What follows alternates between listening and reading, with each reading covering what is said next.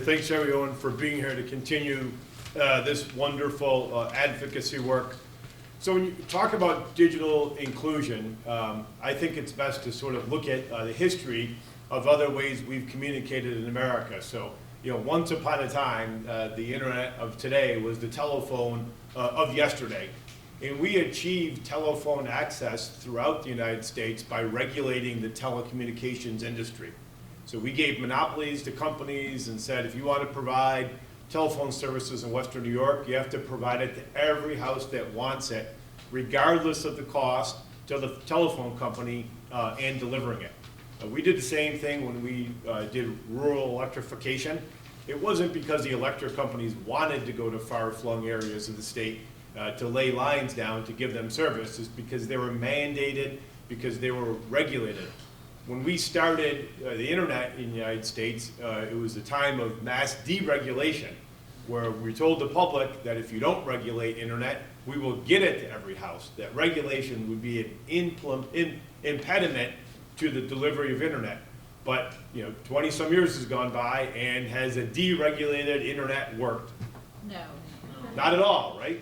So you see it. You see the same rates of people not having internet way up north in the middle of the Adirondacks, same rate as in the middle of Queens. Different reasons, but the same result. Can't get internet.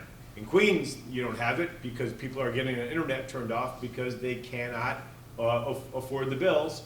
In the North Country, you don't have it because it's not economically viable for a company to build a lot of poles out just to get one person's house. They say, nope, we're just not going to provide it. So I think in order to reach digital equity and inclusion in New York, we need to regulate internet like a utility.